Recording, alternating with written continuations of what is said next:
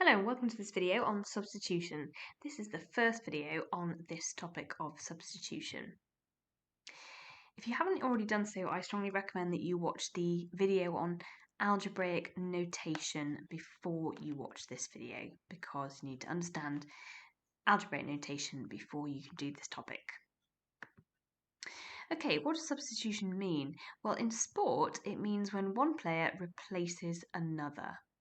In algebra, it's very similar. It means that a number replaces a letter.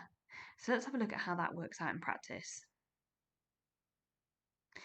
So example number 1 says, if the green smiley face is 4, work out green smiley face plus 7. Okay, so we are literally replacing that green smiley face with the number 4. Okay, we're replacing it completely. And everything else drops down. So we get 4 plus 7, which is 11. Okay, so 11 is your final answer. Okay, the green smiley face does not appear anywhere in the final answer, okay, because that 4 replaced the smiley face. Example number 2, if yellow star is equal to 6, work out 20 minus the yellow star. So again, everything else stays the same, but you replace that yellow star with the number 6. So it's completely replaced it, and I get 20 minus 6. So as always, read from left to right, just like a book. So 20 minus 6 is 14. And 14 is your final answer. There is no yellow star in your final answer. It's just a numerical answer of 14. Okay, let's now look at some algebraic notation coming in here, so some actual letters rather than symbols. If A is equal to 5, work out A plus 3, so that A gets completely replaced by that number 5.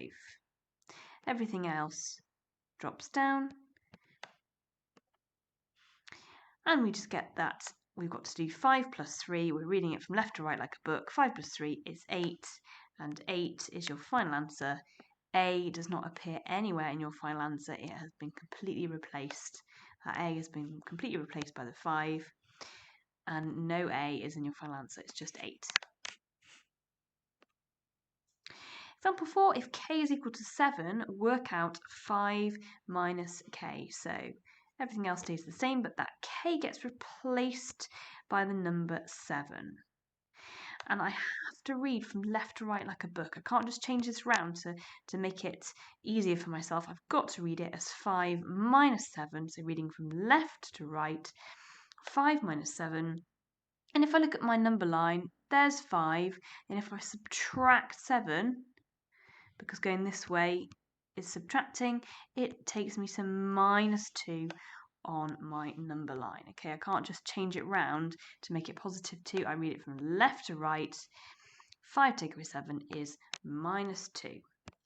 And that k is nowhere to be seen in the final answer. It's just minus 2. Example number 5, if b equals minus 1, work out b minus 7. So let's replace that b with a minus 1. And minus 1 minus 7. So if I go to minus 1 on my number line and I take away 7, that takes me to minus 8. Okay, minus 1 minus 7 is minus 8. Okay, some people might think, oh, well, I've got 2 minuses. Does that make a plus? Well, not when they're like that, okay? They've got to be absolutely next door to each other in order for them to be to make a plus. So this one is just literally, it's minus 1 on the number line and you're subtracting 7. It's like if it's minus 1 degrees outside and it drops by a further 7 degrees, you would have a outside temperature of minus 8 degrees.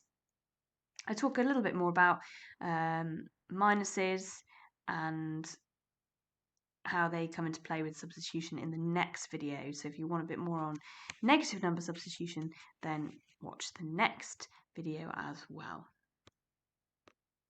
Example number 6, if x equals to 3, work out 5x. So remember, in algebra, if two things are pushed together, it means there is an invisible times sign. Okay, there's an invisible times sign between the 5 and the letter X, an invisible times sign between the 5 and the X. So this literally means 5 multiplied by X. Note that this is a times sign and this is a letter. Okay, substitute the numbers in, so it becomes 5 multiplied. That X is going to be replaced by the number 3. So my answer is 15. Not 15x, just 15. Example 8, if E equals 18, work out E over 3. This line in algebra, as it does mean in a fraction as well, means divide. Okay, this line means divide. So if we could rewrite this, if you like, as E divided by 3. So if E is 18, I'm doing 18 divided by 3, which is 6. 6 is my final answer, not 6E or E6, just 6. Example 8, if m is equal to 8, work out m squared. Well, m squared means m multiplied by m, okay? And same on this side as well. I'm going to talk about this side in a second. M multiplied by m.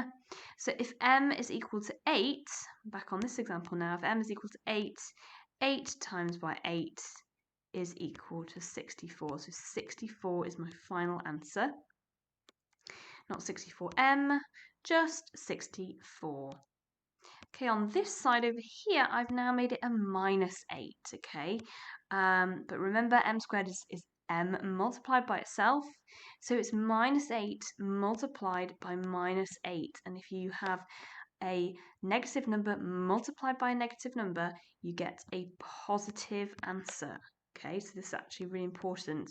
You will get a positive answer. It's just still positive 64, just like it is over on the left here. Okay, so if you're squaring a number, it doesn't matter whether it is positive or if it's negative, you're actually going to get a positive result.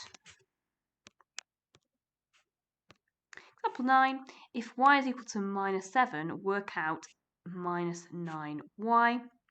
So remember this means in algebra there's an invisible times sign between here, so it's minus 9 multiplied by y. Substitute in what y is minus 7, so I'm going to put minus 9 multiplied by minus 7. And remember, a minus multiplied by a minus is a plus. As you can see up here, I've got my rules here. If you want a bit more on this, then watch the video on negative numbers, multiplying and dividing negative numbers. I've also done one on adding and subtracting negative numbers, so if you want more on those rules, do watch those videos. So what I'm going to do here is I'm just going to do 9 multiplied by 7, and 9 sevens is 63. So it is just positive 63, not 63y, just 63. Final example. If p equals minus 4, work out 28 over p. So remember that line means divide. So this is basically doing 28 divided by p. If I get rid of that p and replace it with the number that I've got up here, it becomes 28 divided by minus 4. And if I'm doing a positive, which this is basically a positive number, divided by a negative, I'm going to apply this rule here, and you can see that I get a negative result. So my answer is negative 7. Why is it negative 7? Because 28 divided by 4 is 7, and a positive divided by a negative gives you a negative. Okay, here are some questions for you to have a go at. So pause the video now, have a go at these on some paper, and resume the video to see the answers.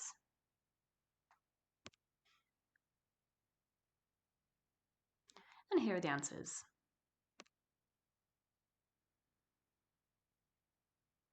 So well done for having a go at those.